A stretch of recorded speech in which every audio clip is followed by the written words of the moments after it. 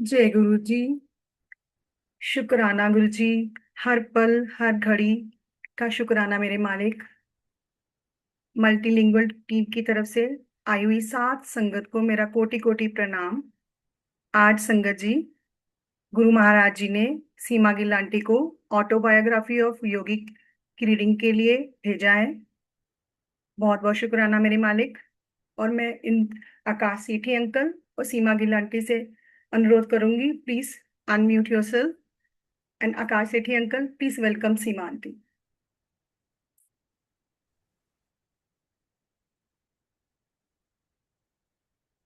जय गुरु जी। सभी संगत को सादर प्रणाम। और आज की वाचन सेवा को शोल्डर करने वाली सीमा गिल आंटी को भी प्रणाम। पूरी पुस्तक योगी कथामृत, जो कि अनुवाद है ऑटोबायोग्राफी ऑफ ए योगी का, एक एक चैप्टर अपने आप में यूनिक है, विलक्षण है।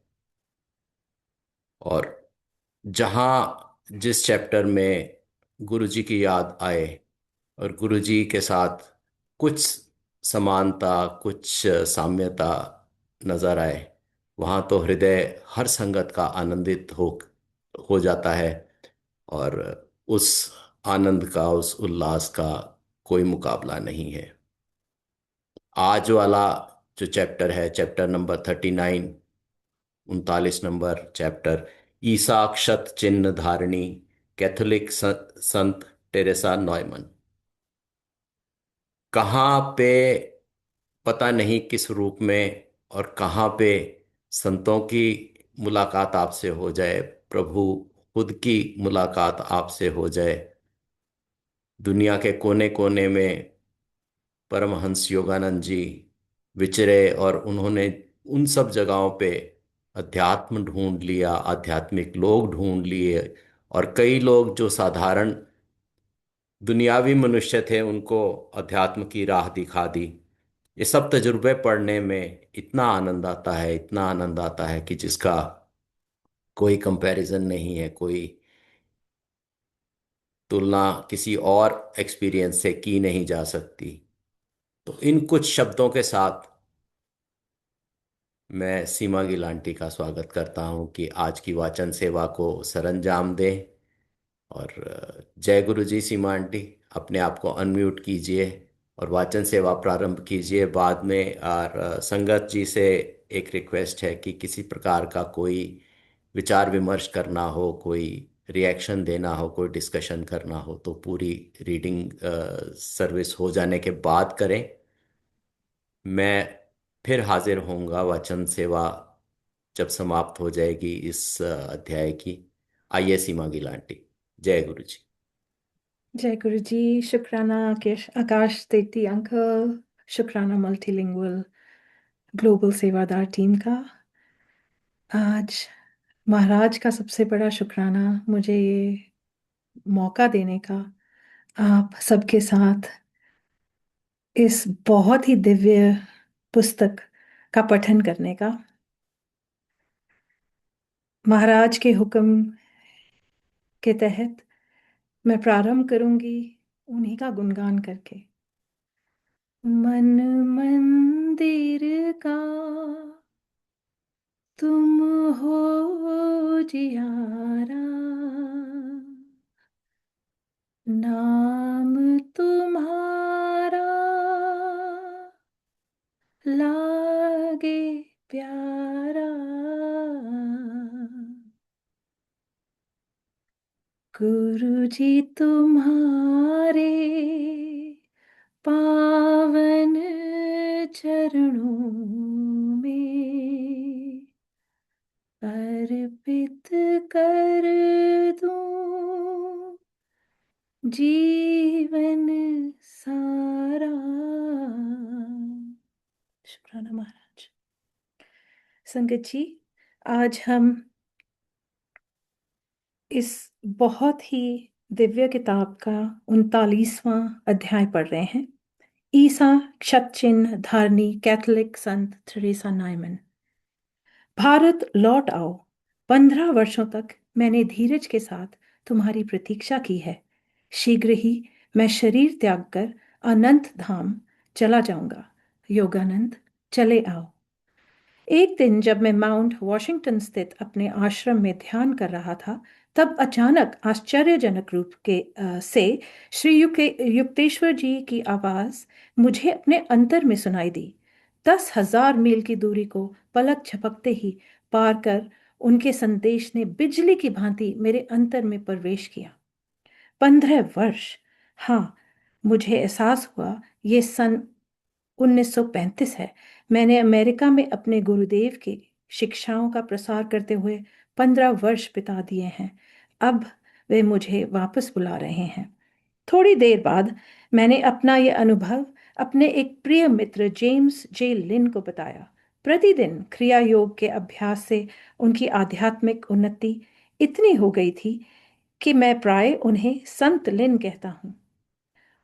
उनमें तथा दूसरे अनेक पाश्चात्यों में बाबा जी की उस भविष्यवाणी की पूर्ति देखकर मैं अत्यंत आनंदित होता हूँ कि प्राचीन योग मार्ग के माध्यम से पाश्चात्य जगत में भी ईश्वर साक्षात्कारी संत पैदा होंगे। एक छोटा सा मिनट लेते हैं संगत जी। बहुत सारी चीजें जो हैं इन पंक्तियों में दर्शाई गई हैं। सबसे पहला, कुछ ही पंक्तियों में ये समझ में आता है कि रब हमारा इंतजार करते हैं। कैसे श्री युक्तेश्वर बाबा जी उनको आ, ये मैसेज देते हैं कि मैं तुम्हारा इंतजार कर रहा हूँ। इसके अलावा ध्यान का जो महत्व है वो भी यहाँ दर्शाया गया है कि ध्यान करने से आप कैसे अपने गुरु, अपने रब के साथ बहुत अच्छी तरह से जुड़ सकते हैं। एक ये भी चीज मैं समझ पाई हूँ, हम समझ पाते हैं कि हमारे गुरु हमें संकेत देते हैं। अगर हम सुनने के लिए अपने आप को पूरी तरह से फोकस करें, उतारें अपने आप को, तो हमें बहुत सारी चीजें, बहुत सारे संकेत जो हैं महाराज के, गुरु के, अपने गुरु के, वो समझ में आते हैं। और ये भी समझना अनिवार्य है कि ये शब्द नहीं है।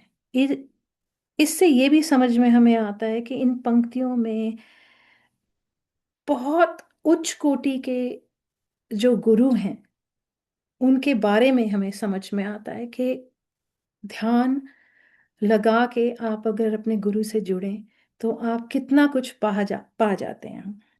आगे बढ़ते हैं। श्री लिन के उदारतापूर्वक मेरी यात्रा के व्यय का सारा भार उठाने का प्रस्ताव रखा। इस प्रकार पैसे की समस्या हल होते ही मैंने जहाज से यूरोप होते हुए भारत जाने की तैयारी की। मार्च 1935 में मैंने सेल्फ रियलाइजेशन फेलोशिप को चिरस्थायी बनाने के लिए उसे कैलिफोर्निया राज्य के कानून के अंतर्गत एक धर्मनिरपेक्ष अलाभ भार्जक संस्था के रूप में पंजीकृत कर लिया। मेरे पास अपना जो कुछ था वो सब अपनी पुस्तकों के सर्वाधिकारों सहित मैंने सेल्फ रियलाइजेशन फाउंडेशन फेलोशिप को दान कर दिया। दूसरी अधिकांश धार्मिक एवं शैक्षणिक संस्थाओं को की तरह ही सेल्फ रियलाइजेशन फेलोशिप भी अपने सदस्यों एवं अन्य लोगों के दान पर चलती हैं। मैंने अपने शिष्यों से कहा, मैं वापस आऊंगा। अमेरिका को मैं कभी नहीं भूलूंगा। लॉस एंजलिस में मेरे मित्रों द्वारा मुझे दिए गए विदाई भोज के दौरान मैं लंबे समय तक उनके चेहरे निहारता रहा। मैंने मन में कृतज्ञता से ओतप्रोत विचार आया, हे प्रभु, जो आपको जो आपको ही एकमात्र दाता मानकर स्मरण करते हैं, उसके लिए मानवों के बीच कभी मित्रता की मधुरता का अभाव नहीं हो सकता। न्यूयॉर्क में मैं 9 जून 1935 को यूरोपा नाम के जहाज पर सवार होकर चल पड़ा। मेरे साथ 2 शिष्य थे। एक मेरे निजी सचिव श्री सी रिचर्ड राइट और दूसरी सिंसिनाटी की एक वृद्ध सी महिला मिस एटी ब्लैच। विगत ससाहु को अतिव्यस्तता और भाग दौड़ के बाद समुद्र यात्रा के शांतिपूर्ण दिन बड़े सुहावने लग रहे थे। पर यह शांति अल्पकालिक ही रही। आधुनिक जहाज़ों की तेज गति के कुछ खेदजनक पहलू भी हैं। अन्य उत्सुक पर्यटकों की भांति ही हम लोग भी विशाल और प्राचीन महानगरी लंदन में घूमे। लंदन पहुंचने के दूसरे दिन मुझे कैक्सटन हॉल में एक विशाल सभा को संबोधित करने का निमंत्रण मिला। इस सभा में व्याख्यान शुरू करने से पहले सर फ्रांसिस यंग हस्बैंड ने लंदन के श्रोताओं को मेरा परिचय दिया। हमने सर हैरी लॉडर के अतिथि बनकर उनके स्कॉटलैंड के एस्टेट में एक दिन आनंद में बिताया। कुछ दिन बाद हम लोग इंग्लिश चैनल के पार कर यूरोप महाद्वीप पहुंचे, क्योंकि मैं बवेरिया की एक विशेष तीर्थ यात्रा करना चाहता था। मैंने विचार किया कि कॉन्स्ट्रूथ की महान कैथोलिक संत टेरेसा नाइमन से मिलने का यही एकमात्र अवसर मुझे मिल सकता है। थोड़ा सा विचार करते हैं। अब तक हम जो समझ पाए हैं कि जैसे आकाश सेठी अंकल कह रहे थे कि कैसे कैसे दुर्लभ सिचुएशंस में भी इन्होंने पूरी कोशिश की कि जो जो ये जिन जिन हस्तियों को मिल सकें वो मिलें, और उन्होंने दृढ़ता से इस चीज़ को जो है साक्षात किया, इसको पॉसिबल किया। सो एक और चीज़ मैं समझ पाती हूँ इसमें कि जैसे हम कहते हैं कि आ, हमारा गुरु परिवार है, तो इसी तरह उन्होंने भी यही चीज़ कही कि जब आप अपने ही मित्रों के साथ, या जो जैसे वो कह रहे थे कि वो बस निहार ही रहे थे अपनी सारी जो हैं फ्रेंड्स जो जिन्होंने विदाई भोज दिया था उनको, तो वो उन सबको मिल के उनको निहार के ऐसा फील कर रहे थे, ऐसा जान रहे थे कि ये मित्रता कितनी मधुर है। सो हमें भी साथ मिला है अपने गुरु परिवार का, और ये जो है ये हमारे लिए एक बहुत बड़ी बख्शिश है।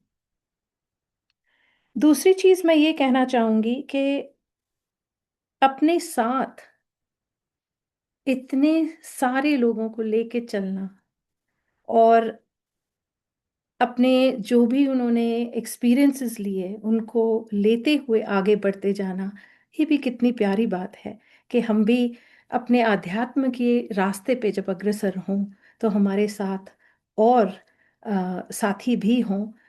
ऐसा योगानंद जी ने भी किया। आगे बढ़ते हैं। कई वर्ष पहले मैंने टेरेसा नाइमन के बारे में एक आश्चर्यकारक लेख पढ़ा था। उस लेख में उनके बारे में जो जानकारी दी गई थी वह इस प्रकार थी। पहली, टेरेसा नाइमन का जन्म 1898 में गुड फ्राइडे के दिन हुआ था। जब वे 20 वर्ष की थीं तब एक दुर्घटना में वे अंधी हो गईं और साथ ही उन्हें पक्षघात भी हो गया। दूसरी, द लिटिल फ्लावर के नाम से सुविख्यात लीसो की संत टेरेसा की कृपा से 1923 में उनकी दृष्टि चमत्कारिक ढंग से वापस आ गई। बाद में टेरेसा नाइमन का पक्षघात भी ठीक हो गया। तीसरी, 1923 से ईश्वर के प्रसाद रूप में चर्च से दिए जाने वाले छोटे से वेफर के अतिरिक्त टेरेसा नाइमन ने अन्न जल का पूर्ण परित्याग कर दिया है। चौथी, 1926 में टेरेसा नाइमन के माथे पर, छाती तथा हाथ पांव पर ईसा मसीह के पवित्र घाव प्रकट हो गए। सूली पर चढ़ाए जाने से पूर्व और सूली पर चढ़ाए जाने के दौरान ईसा मसीह को जो जो यातनाएं दी गई थी, उन सब यातनाओं को वह प्रति शुक्रवार को अपने शरीर में अनुभव करती हैं। पांचवी, टेरेसा नाइमन को केवल अपने गांव की सरल जर्मन भाषा ही आती है, परंतु शुक्रवार के उन अनुभवों के दौरान भाववेश में वे कुछ ऐसे वाक्यों का उच्चारण करती हैं जिन्हें विद्वानों ने प्राचीन फलस्तीनी भाषा के रूप में पहचाना है।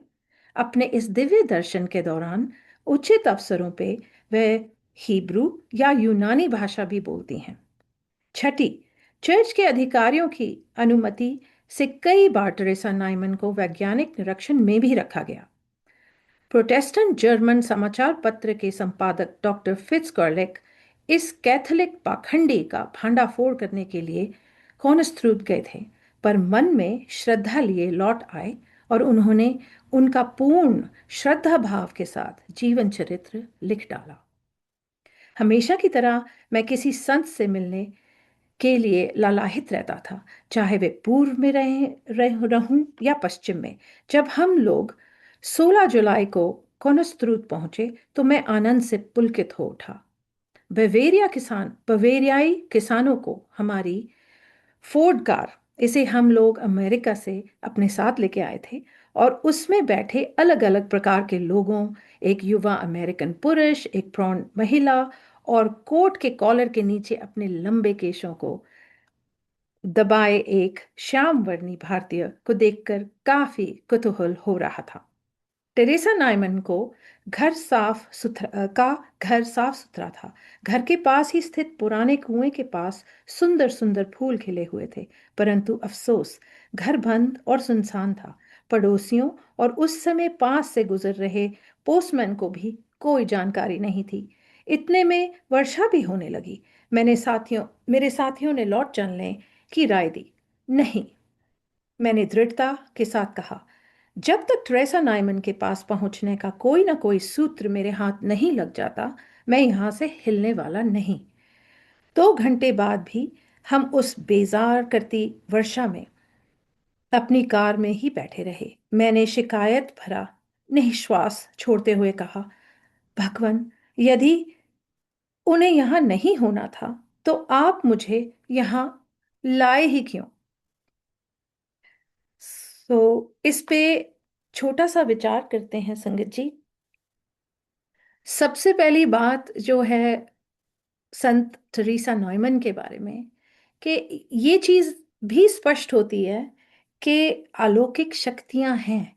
कैसे वो किसी दुर्घटनावश अंधी हो जाती हैं, पक्षघात भी हो जाता है उनको, और कैसे इन अलौकिक शक्तियों से द लिटिल फ्लावर, जो संत उन्हें ठीक करती हैं, ये सब अलौकिक शक्तियां हैं। कैसे ये सारी चीजें ठीक हो जाती हैं।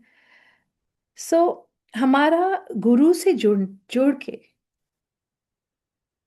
बहुत उत्थान होता है, बहुत, और हमारा जीवन भी सुलभ होता है। लेकिन ये समझ भी मैं पा रही हूं कि यही कारण नहीं होना चाहिए हमारा गुरु के साथ जुड़ने का। हमें अपने आध्यात्म के रास्ते पे आगे बढ़ना है, और गुरु ने हमारे जीवन को प्रकाशित करना है। लेकिन ये भी आप देख रहे हैं कि ये शक्तियां जो हैं, ये भी हमारे आसपास हैं, और गुरु की जब ब्लेसिंग हो तो वो भी हमें मिलता है, वो ब्लेसिंग्स हमें मिलती हैं, उससे हमारा जो रास्ता है वो सुलभ हो जाता है। एक और जो बात बहुत स्पष्ट होती है वो ये है कि हम डामाडोल भी होते हैं अपने रास्ते पे। यहाँ पे जब वो बिल्कुल हताश होके बारिश में 2 घंटे वेट करने के बाद वो जब इतने डामाडोल होते हैं, वो कहते हैं कि आप मुझे यहाँ लेके ही क्यों आए। अपने गुरु से वो पूछते हैं, अपने रब से वो पूछते हैं कि आप मुझे यहाँ लेके ही क्यों आए। अ, ऐसा हमारे साथ भी होता है, तो हमें बस अपने आप को डटाए रखना है और दृढ़ता से आगे बढ़ते चलने जाना है। और ये भी बात है कि कैसे रब सुनते हैं, ये हम आगे की पंक्तियों में समझ पाएंगे। इतने में ही एक अंग्रेजी भाषी व्यक्ति हमारे पास आकर खड़ा हो गया। उसने नम्रतापूर्वक अपनी सहायता प्रदान की। उसने कहा, मैं निश्चित तो नहीं जानता कि टेरेसा नाइमन कहाँ है, परंतु वह प्राय ही यहाँ से 80 मील दूर आइकस्टार्ट विश्वविद्यालय में वहाँ के विदेशी भाषाओं के प्रोफेसर फ्रांस वुड्स से मिलने जाती हैं। दूसरे दिन सुबह हम लोग कार से छोटे से शांत नगर आइकस्टार्ट में जा पहुंचे। डॉक्टर वुड्स ने प्रेम पूर्वक अपने घर में हमारा स्वागत किया। हाँ, टेरेसा नाइमन यही हैं। उन्होंने टेरेसा नाइमन के पास संदेश भेजा कि कोई उनसे मिलने आए हैं। संदेश ले जाने वाला शीघ्र ही उनके उत्तर के साथ वापस आया। यूं तो बिशप ने मुझे उनकी अनुमति के बिना किसी से मिलने के लिए मना किया है, परंतु भारत के इस संत से मैं अवश्य मिलूंगी। कितना प्रेम और कितना प्यार है इस बात में कि उन्होंने इतना इतने प्रेम पूर्वक कहा कि वो भारत के इन संत को मिलेंगी। उनके इन शब्दों ने मेरे हृदय को छू लिया। डॉक्टर वुड्स के पीछे पीछे मैं सीढ़ियां चढ़कर ऊपर के बैठक खाने में गया। टेरेसा नॉयमन तुरंत ही वहां आ गईं। उनसे शांति और आनंद निसृत हो रहा था। उन्होंने काला गाउन और सफेद मस्त आवरण धारण कर रखा था। उनकी आयु इस समय 37 वर्ष की थी, परंतु वह उससे काफी कम उम्र की दिख रही थी। उनके चेहरे पर एक शिशु सुलभ मोहकता और उत्फुल्लता झलक रही थी। स्वस्थ सुगठित शरीर, गुलाबी गाल और आनंदी स्वभाव। और ये वो संत हैं जो सदा निराहार रहती हैं। टेरेसा नाइमन ने अत्यंत सौम्यता के साथ मुझसे हाथ मिलाया। एक दूसरे को ईश्वर प्रेमी के रूप में पहचानते हुए हम दोनों के मुखों पर मौन मिलन की मृदु मुस्कान खिल रही थी। डॉक्टर बुट्स के कृपापूर्वक दुभाषियों का काम किया। जब हम लोग बैठ गए तो मेरे ध्यान में आया कि टेरेसा नाइमन कुतूहल के साथ अपनी भोली भाली नजर से मुझे देख रही हैं। स्पष्ट था कि बवेरिया में हिंदू कभी कभी ही दिखाई देते हैं। क्या आप कभी कुछ नहीं खाती? मैं स्वयं उनके मुख से सुनना चाहता था। नहीं, प्रतिदिन सुबह 6 बजे केवल एक होस्ट के अलावा मैं कुछ नहीं खाती। ये होस्ट कितना बड़ा होता है? वह कागज के समान पतला और छोटे सिक्के के आकार का होता है। फिर उन्होंने कहा, मैं उसे केवल ईश्वर के प्रसाद के रूप में लेती हूँ। यदि वह ईश्वर को अर्पण किया हुआ ना हो तो मैं उसे निगल नहीं पाती। आप केवल उसी पर 12 वर्षों तक तो जीवित नहीं रह सकती। मैं ईश्वर के प्रकाश से जीवित रहती हूँ। कितना सरल उनका उत्तर था, बिल्कुल आइंस्टाइन की तरह। मैं समझता हूँ आपके ये ज्ञान है कि आपको शरीर के प्राण शक्ति आकाश, सूर्य और हवा से आती है। तुरंत उनके चेहरे पर मुस्कुराहट खिल उठी। बड़ी खुशी हुई ये देखकर कि आप जानते हैं कि मैं कैसे जीवित रहती हूँ। आपका पवित्र जीवन ईसा मसीह द्वारा कहे गए उस सत्य वचन के अभिव्यक्ति है कि मनुष्य केवल अन्न से ही जीवित नहीं रहेगा, बल्कि ईश्वर के मुख से निकले वाले प्रत्येक शब्द से जीवित रहेगा। कितना सुंदर वर्णन है रब से प्रेम का और रब से जुड़ी हर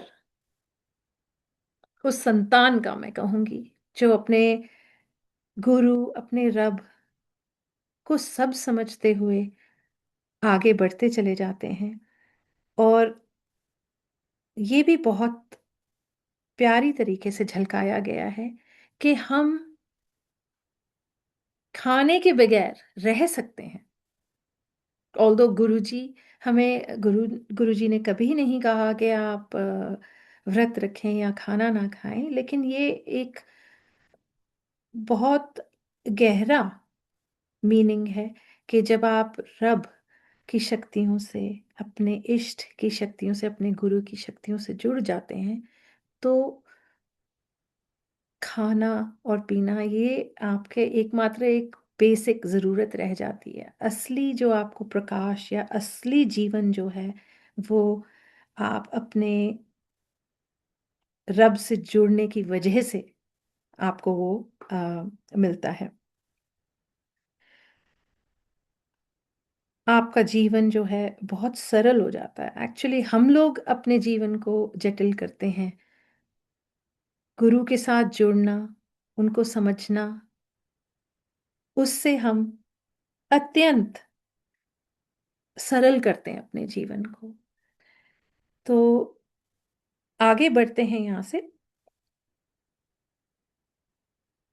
मेरे इस स्पष्टीकरण से वे पुनः खुश हो गईं। सचमुच ऐसा ही है। आज इस पृथ्वी पर मेरे जीवित रहने का एक कारण ये सिद्ध करना भी है कि मनुष्य केवल अन्न से नहीं बल्कि ईश्वर के प्रकाश से जीवित रहता है। क्या आप दूसरों को भी अन्न के बिना जीवित रहना सिखा सकती हैं? ऐसा प्रतीत हुआ कि इस प्रश्न से उन्हें कुछ आघात सा लगा। मैं ऐसा नहीं कर सकती। ईश्वर की ऐसी इच्छा नहीं है। सो ईश्वर की इच्छा समझना, इतने इतने कष्ट संत ट्रीसा नाइमन ने झेले, लेकिन प्रभु की समझ, अपने गुरु की समझ, अपने इष्ट की समझ उनको थी। ये भी उन्होंने कहा कि ये सबके लिए नहीं है। उन्होंने अन्न का त्याग किया, इसका मतलब ये नहीं है कि सब अन्न का त्याग करें, क्योंकि रब की मर्जी नहीं है। जब मेरी दृष्टि ट्रेसा नाइमन के मजबूत सुंदर हाथों पर पड़ी तो उन्होंने प्रत्येक हाथ के पिछले हिस्से में बना हॉल ही में भरा एक एक वर्ककार घाव दिखाया। प्रत्येक हथेली पर भी हॉल हाल ही में भरा अर्धचंद्र आकार घाव दिखाया। उनमें से प्रत्येक घाव हाथ के आर पार था। यह दृश्य देखकर मुझे लोहे की चौकोर लंबी लंबी कीलों का स्मरण हुआ, जिनका सिरा अर्धचंद्राकार होता है। इन कीलों का पूर्वोत्तर देशों में भी अभी भी उपयोग होता है, पर पश्चिम में कहीं मैंने ऐसी कीलें नहीं देखी। तत्पश्चात तेरेसा नायमन ने हर सप्ताह में आने वाले अपने उन अनुभवों के बारे में कुछ बताया। एक असहाय दर्शक की भांति मैं ईसा मसीह की सारी वेदनाओं को देखती रहती हूँ। प्रत्येक सप्ताह मैं गुरुवार की मध्य रात्रि से लेकर शुक्रवार के दोपहर 1 बजे तक के लिए उनके उनके घावों को के मुंह खुल जाते हैं और उनसे रक्त बहता रहता है। इस प्रक्रिया में उनके 121 पाउंड के वजन से 10 पाउंड वजन कम हो जाता है। अपने इस सहानुभूतिपूर्ण प्रेम के अत्यंत तीव्र यातना सहते हुए भी टेरेसा नाइमन अपने प्रभु के इन साप्ताहिक दर्शनों की आतुरता से प्रतीक्षा करती हैं रहती हैं। उसी क्षण मेरी समझ में आ गया कि नए नियम, न्यू टेस्टामेंट के वर्णित इस ईसा मसीह के जीवन और क्रॉस पर उनके मृत्यु के ऐतिहासिक सत्यता के बारे में सभी ईसाइयों में विश्वास की पूर्ण प्रतिष्ठा कर देने और गैलीली के उस महान संत ईसा मसीह तथा उनके भक्तों के बीच अमर संबंध का रोमांचक प्रदर्शन करने के लिए ही ईश्वर ने टेरेसा नाइमन के विलक्षण जीवन का सृजन किया है। बहुत गहरी बातें हैं यहाँ। ये भगवान ने, इस केस में ईसा मसीह ने टेरेसा नाइमन को नियुक्त किया इस कार्य के लिए, इस काम के लिए। और इतनी कष्टों और इतनी तकलीफों के बावजूद कैसे वो तत्पर रहती थी उन अनुभवों को हर हफ्ते झेलने के लिए या अपने ऊपर लेने के लिए। अंत में तो भगवान हमारे रक्षक हैं, लेकिन यहाँ पे ये भी स्पष्ट होता है कि उनको चुना गया ना सिर्फ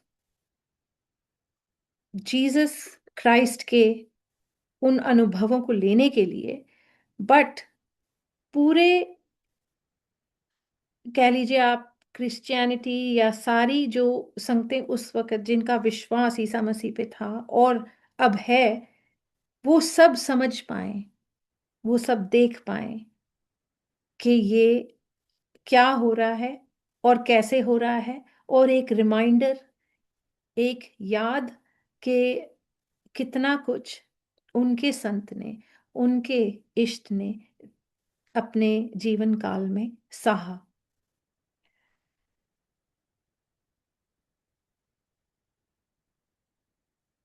और मतलब ये भी आप देखें कि कैसे वो निडर थी कि गुरु के साथ, जब आप गुरु के साथ जुड़ते हैं, आप गुरु में आपकी मान्यता है और आप बहुत प्रतिष्ठा से और बहुत ही अच्छे ख्याल से आगे बढ़ रहे हैं, तो अच्छा ही अच्छा होगा, बुरे में भी अच्छा होगा। कि वो कैसे उत्सुक रहती थी, इतने घावों के बाद, इतना रक्त बहने के बाद, अपना इतने पाउंड, 10 पाउंड वेट भी लूज करती रही वो हर इस वाक्य पे, हर हफ्ते। बट आगे बढ़ना और आगे बढ़ते रहना और उत्सुकता से अपने गुरु का दिया हुआ सब कुछ बहुत खुशी से ले लेना, ये कितनी अच्छी सीख है इस पुस्तक में। फिर प्रोफेसर बुर्ट्स ने संत टेरेसा नाइमन के विषय में अपने कुछ अनुभव बताए। उन्होंने कहा, टेरेसा सहित हम कुछ लोग प्राय कई दिनों तक जर्मनी में दृश्यावलोकन के लिए यात्रा करते रहते हैं। और मज़ा देखिए, टेरेसा नाइमन कुछ भी नहीं खाती। हम सब दिन में 3 बार भरपूर भोजन करते हैं। वे सदा गुलाब के फूल की तरह तरोताज़ा रहती हैं, थकान उन्हें छूती भी नहीं। हम बाकी लोगों को जब भूख लगती है तो हम रास्ते किनारों होटलों में ढूंढने लगते हैं, और टेरेसा नाइमन दिल खोल कर हंसती रहती हैं। देखिए कैसे इतनी परेशानियों के बावजूद हंसते रहना, कितनी प्यारी सीख है। और इसके साथ प्रोफेसर ने उनकी शारीरिक अवस्था के बारे में एक दिलचस्प बात बताई। टेरेसा नाइमन कुछ भी नहीं खाती, इसलिए उनका पेट सिकुड़ गया है। मूल मल मूत्र उनके शरीर में तैयार ही नहीं होता, परंतु उनकी पसीने की ग्रंथियां काम करती हैं, इसलिए उनकी त्वचा हमेशा नरम और दृढ़ रहती है। विदा लेते समय मैंने टेरेसा नाइमन से उनके उस अनुभव के समय उपस्थित रहने की इच्छा व्यक्त की। उन्होंने शालीनतापूर्वक कहा, हाँ हाँ, अगले शुक्रवार को कृपया आप कोनस्रुत आए, बिशप आपको अनुमति दे देंगे। मुझे बहुत खुशी है कि आप मुझसे मिलने यहाँ आइस्ट्राट तक आए। टेरेसा नाइमन ने हाथ मिलाकर कई बार हिलाया और हम लोगों को बाहर छोड़ने गेट तक भी आई। श्री राइट ने कार का रेडियो चालू कर दिया। टेरेसा नाइमन उत्साह के साथ हंसते हुए उसे चारों ओर से देखने लगी। वहां बच्चों की इतनी भीड़ जमा हो गई कि टेरेसा नाइमन फिर घर के अंदर चली गई। हमने उन्हें एक खिड़की में खड़े देखा। वहां से वे हमारे और देखकर बच्चों की तरह हाथ हिला रही थी। दूसरे दिन टेरेसा नाइमन के 2 भाइयों से भेंट हुई। दोनों की अत्यंत भद्र और मिलनसार हैं। उनके साथ बातचीत से पता चला कि टेरेसा नाइमन रात में केवल 1-2 घंटे ही सोती हैं। शरीर में इतने सारे घाव होने के बावजूद वह सदा सक्रिय और उत्साह से भरपूर रहती हैं। उन्हें पक्षियों से अत्यंत प्रेम है।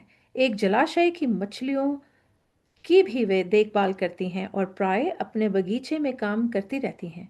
उनका उनका पत्र व्यवहार भी काफी बड़े पैमाने पर चलता रहता है। कैथोलिक लोग अपने प्रार्थना और रोग निवारण की खातिर आशीर्वादों के लिए लिखते रहते हैं। अनेक साधक उनके आशीर्वाद से गंभीर बीमारियों से ठीक भी हो गए।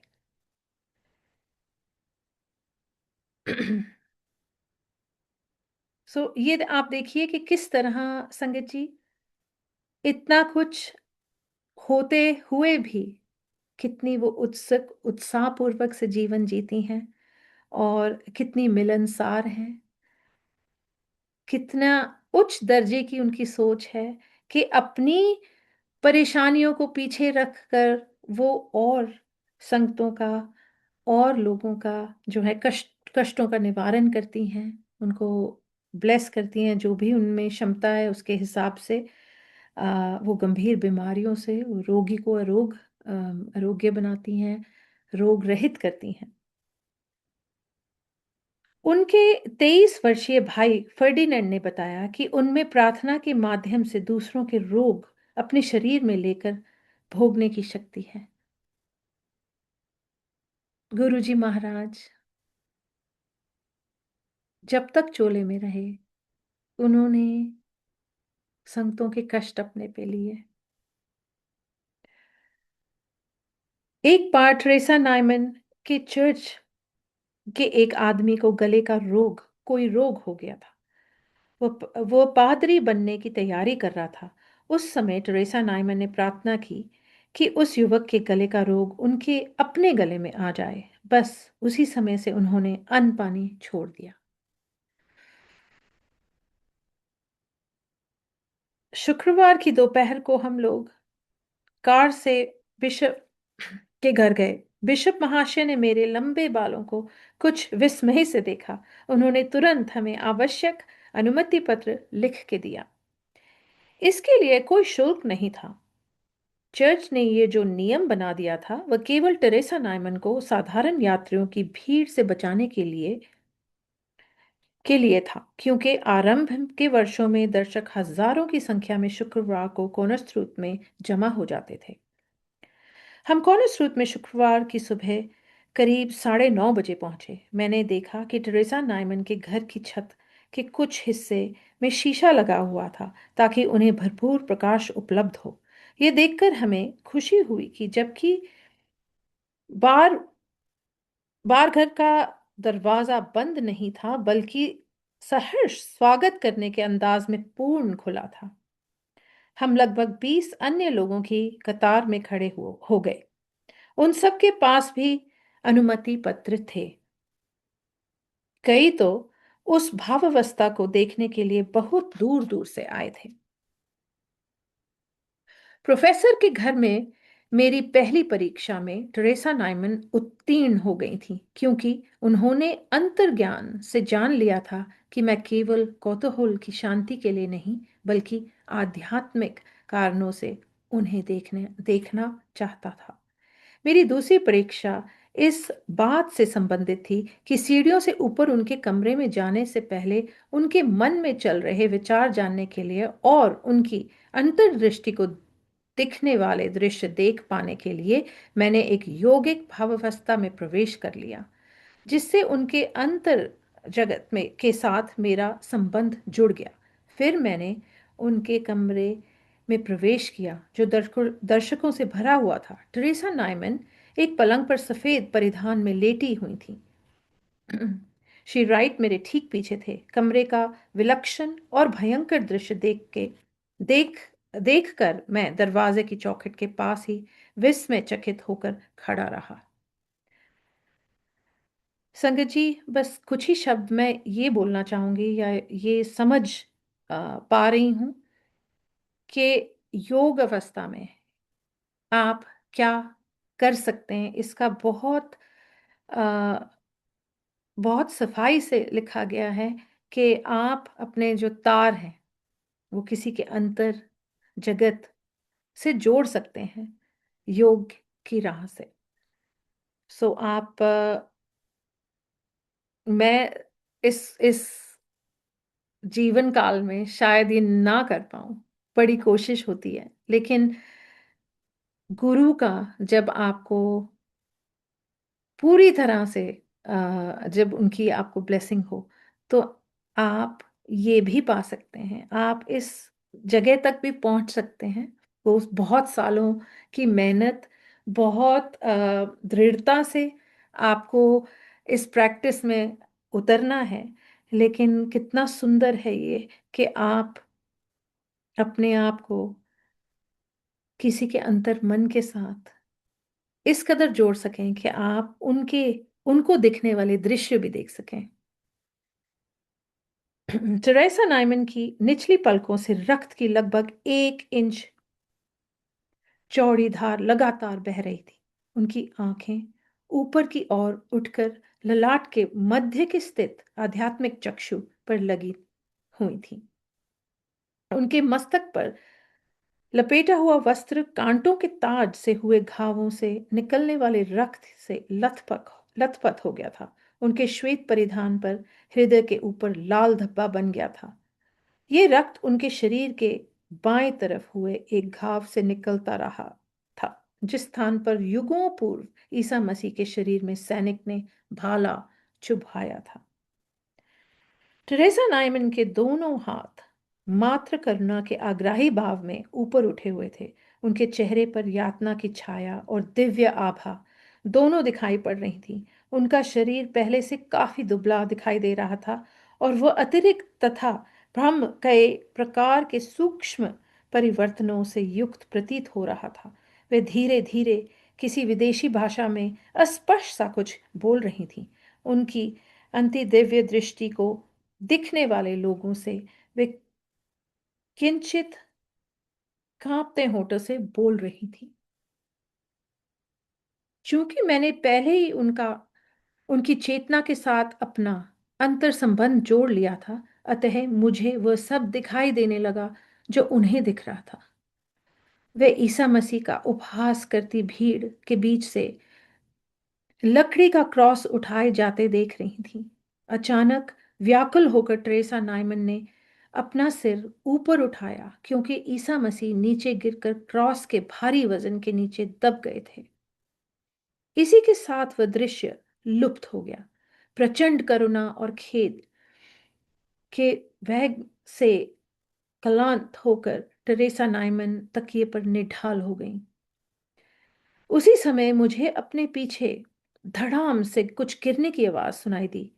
एक पल के लिए पलटकर देखा तो चित अवस्था में एक शरीर को उठाए दो आदमी बाहर ले जा रहे थे, परंतु उस समय मैं अपनी अधिचेतन भावावस्था से बाहर आ ही रहा था, इसलिए दर्शाई हुई उस व्यक्ति को पहचान नहीं सका। मैंने फिर से अपनी दृष्टि टेरेसा नाइमन के चेहरे पर स्थिर की।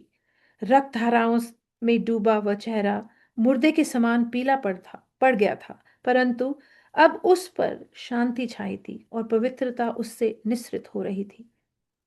बाद में मैंने अपनी पीछे की ओर दृष्टि दौड़ाई तो देखा कि श्री राइट अपने गाल पर हाथ दबाए खड़े थे और उनके गाल से रक्त निकल रहा था।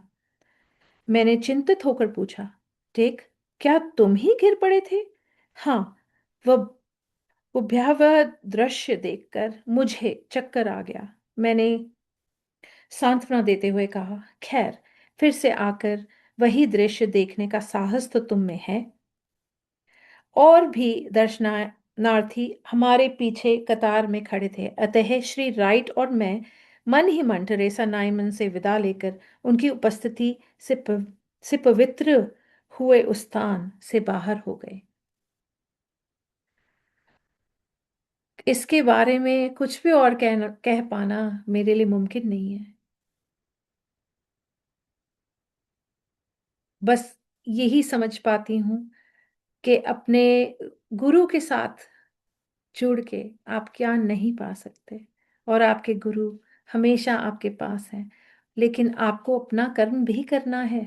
आपको आध्यात्म के रास्ते पे आप जो बढ़ रहे हैं, आपको जो क्रियाएं करनी है या जो योग आपको करना है, जो मेडिटेशन करनी है, वो आपको करनी है। तब आप इस कदर, इस लेवल, ये तो बहुत ऊंचा उत्कृष्ट लेवल है, लेकिन आप वहां तक पहुंच सकते हैं। और महाराज ने हमेशा इस पुस्तक को पढ़ने के लिए कहा, और उसके साथ ये भी कहा कि वो पढ़ोगे तो समझोगे।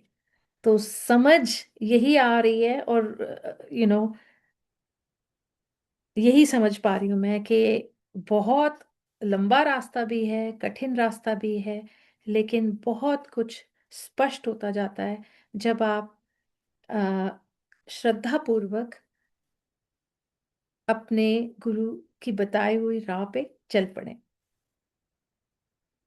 दूसरे दिन हम लोग दक्षिण की ओर कर्मन करने लगे। सॉरी,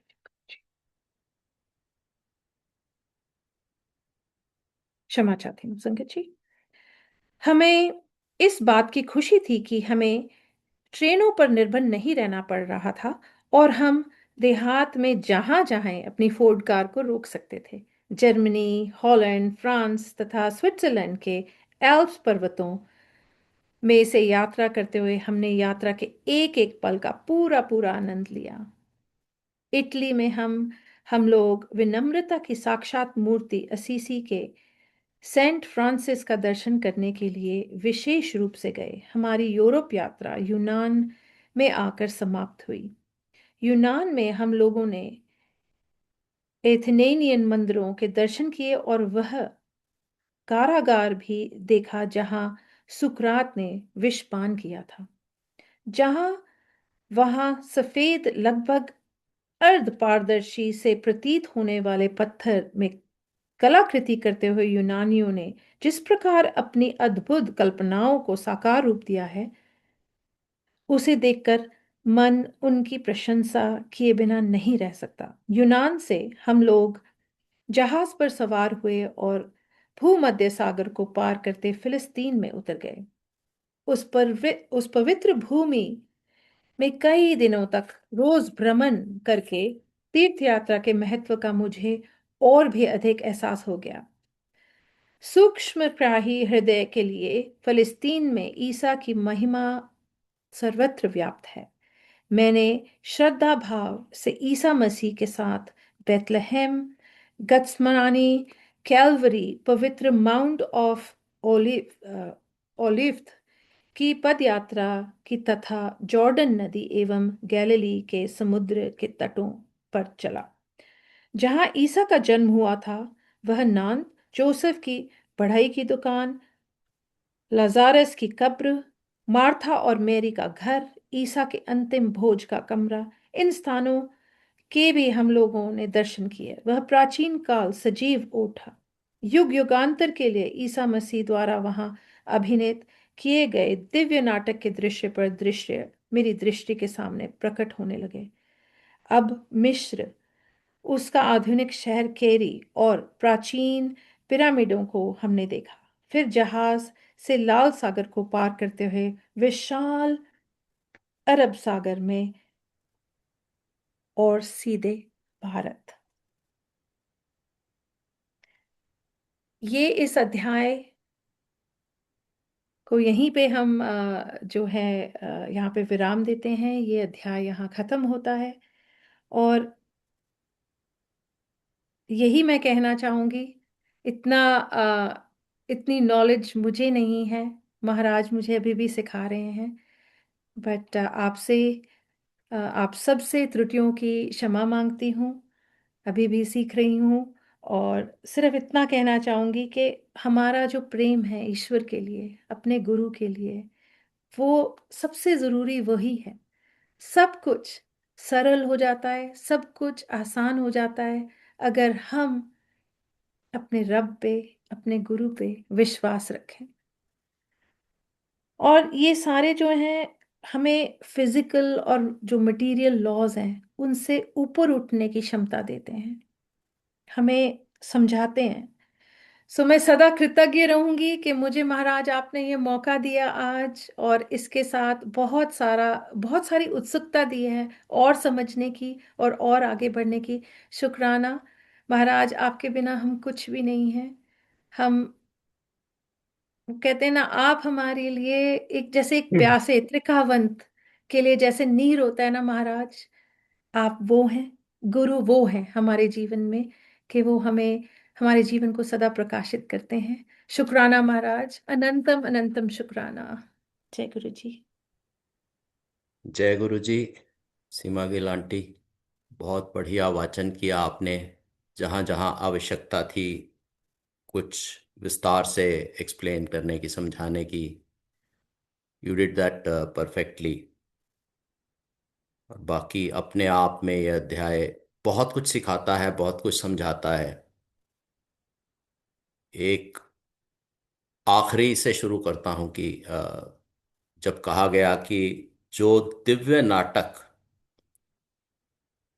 ईसा मसीह ने विश्व को दिखाया, दिव्य नाटक कहने के लिए आपके पास अध्यात्म के पथ पे बहुत ऊंची प्रगति चाहिए, कि जब आप समझ सकें कि ये सब लीला है। हम लोग कृष्ण लीला, राम लीला कहते हैं, इसलिए कहते हैं कि वो दिव्य नाटक हैं। कि जब प्रभु ने अवतार लेकर इंसान के रूप में रहकर बताया कि जीवन किस प्रकार का होना चाहिए, विरक्ति किस प्रकार की होनी चाहिए।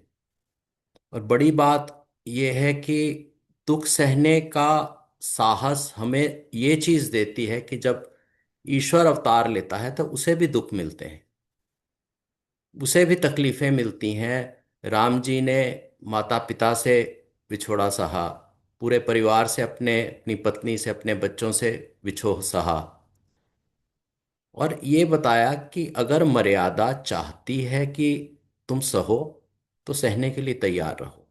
ईश्वर को शिकायत मत करो, गिले शिकवे मत करो, उसकी रजा मान के उस जीवन को, उस कष्ट को, उस दर्द को सहो।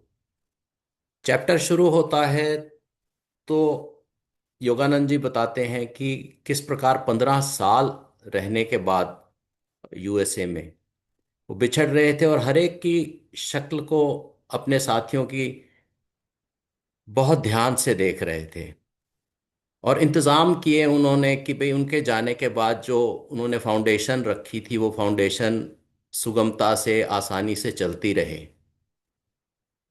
और हम लोग भी, खैर मालूम तो किसी को नहीं है कि इस जगत तमाशे से कब हमारा प्रस्थान होना है, कब पर्दा गिर जाना है। तैयारी करते हैं दुनियावी चीज़ों की, इस चीज़ की तैयारी नहीं करते कि आगे जाके जो कर्मों का हिसाब देना है। हाँ, बिछड़ते वक्त जो ख्याल आता है कि बिछड़ने का वक्त क्या वक्त कमाल है, बिछड़ने का वक्त क्या वक्त कमाल है, मन में आता कुछ खो जाने का ख्याल है। इस ख्याल को, इस ख्याल के दर्द को मिटाने की खातिर लोग औपचारिकता से कह देते हैं चलो भाई मिलेंगे फिर। और जबकि संतों के हृदय में, संतों की आत्मा में इतनी विरक्ति है कि वो बिछड़ने का गम नहीं करते, मिलने की खुशी नहीं करते, जब तक उन्हें अपने समकक्ष अध्यात्म की राह में प्रगतिशील व्यक्ति नहीं मिलता, जिस प्रसन्नता का उन्होंने एक दूसरे के सामने मौन रहकर कनेक्ट करने का वर्णन किया योगानंद जी ने, कि किस प्रकार जब दो संत मिलते हैं तो उनकी आध्यात्मिक उन्नति और उनके अंतर का जो प्रभु तत्व है उसे देखकर बिना कुछ कहे महसूस करते हैं और बहुत आनंदित होते हैं। एक बीच में प्रसंग आया कि प्रोटेस्टेंट जर्मन नाम के एक मैगजीन, रिसाले के संपादक कैथोलिक पाखंडी मानते हुए उन्हें, उनका पर्दाफाश करने आए, और उन्होंने कोशिश की, लेकिन जब देखा कि यहाँ तो सत्य है और बल्कि परम सत्य है, तो खुद ही भक्त हो गए और उनकी जीवन गाथा लिख डाली। तो इससे मिलता जुलता प्रसंग जो गुरु जी का भजन है, जड़ा गुरु चरना विचाया, उसमें आपने सुना होगा, एक अहंकारी मंदर आया, कहंदा केड़ा गुरु है आया, दूर खड़ के गुरु अजमाया, वेखा की कुछ भगता ने पाया, ਉਹਨੂੰ अपने कोल बिठाया, अमृत दा जाम पिलाया, ते ओदा बेड़ा पार हो गया। तो संतों की, सच्चे संतों की ये खासियत है, ये विशेषता है कि जो लोग शक शुबा के गिरफ्त में हैं, गुरु जी कहा करते थे, इफ बट व्हाट, द जो रीजनिंग और फेंस सिटर्स हैं उनको विश्वास की दायरे में लाने के लिए जो है प्रभावित कर देते हैं। उनकी सत्यता, उनकी शक्तियां देखकर, उनके प्रभाव में आकर वो लोग भी बिलीवर्स हो जाते हैं। और दर्द महसूस करने की जो बात है, सिख धर्म में जो अरदास है, वो अरदास सारी उन कष्टों का जिक्र करती है जो फॉलोअर्स ने सहे, जो गुरुओं ने सहे, बंद बंद कटाए सीना कीती। तो वो इसलिए सिखाया जाता है, इसलिए बताया जाता है कि आप ईश्वर की मर्जी को एक्सेप्ट करने के लायक रहें। और प्रेम का आधार, इबादत का आधार दूसरे की वेदना की संवेदना रखना है।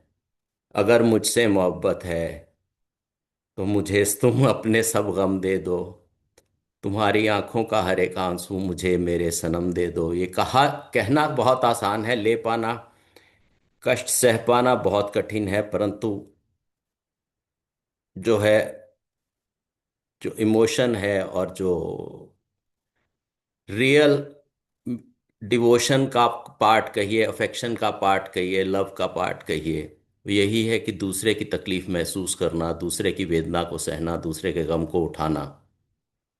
और संत ये काम दोनों तरफ करते हैं। साधारण मनुष्यों के भी कष्ट अपने में ले लेते हैं। और यहाँ तो इस चैप्टर में बताया गया कि ईश्वर जो उनके प्रॉफिट हुए हैं, जीसस क्राइस्ट, उनके दर्द, उनके तकलीफ, उनकी पेन्स को सहने के लिए आनंदित तौर पे, खुशी से, विलिंगली टेरेसा नॉर्मन ने एक प्रैक्टिस बना ली। और ये नहीं कि तकलीफ में जाने के पहले उसके मन में कोई घबराहट हो या किसी तरह की हेजिटेशन हो। She was willingly going into it, she was enthusiastically going into it. और जहाँ तक टेक्निकल पार्ट का सवाल है कि अगर उसका वजन 10 पाउंड कम हो जाता है, यानी कि करीबन 4.5 लीटर उसका ब्लड लॉस होता है, फिर भी वो जीवित रहती है, तो ये अपने आप में एक करिश्मा है। और करिश्मा हम लोगों के लिए है।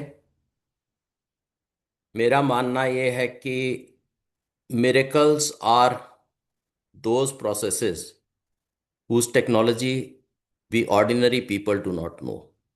हम सोचते हैं करिश्मा है पहुंचे हुए लोगों के लिए, उत्थान जिनका हो चुका है, जिनकी आध्यात्मिक प्रगति बहुत ऊंचे लेवल पे पहुंच चुके हैं, उनके लिए ये नॉर्मल प्रोसेसेस हैं। और एक दूसरे का दर्द समझने के लिए, संवेदना को ही प्रेम और इबादत का आधार मानने के लिए कहा है कि रूह के रिश्ते, दिल के रिश्ते करते, दर्द सांझे, जख्म एक से, महसूस तेरे गम करूं जो मैं, बांटूं तकलीफ जो मिली तुझे। लेकिन टेरेसा के शूज में अपने आप को रख के कहता हूँ कमजोर, हूँ नादान भी तो मैं, कुछ बोझ दे दे मेरे भी हिस्से, तेरी पीड़ा ले लूं नहीं लायक मैं, पर महसूस तो हो हमारी खातिर, तू गुजरा है किस मुसीबत से, कि हमारी खातिर तू गुजरा है किन मुश्किलों से। तो इन शब्दों के साथ क्षमा मांगता हूँ टेरेसा से कि उसकी एग्जैक्ट फीलिंग्स नहीं कभी समझ पाऊंगा, उतना मेरा आध्यात्मिक प्रगति नहीं हो पाएगी इस जन्म में। परंतु कोशिश की है कि उसकी महसूस की हुई विचारों को प्रकट कर सकूं। तो सभी संगत को जय गुरु जी, बहुत बहुत धन्यवाद।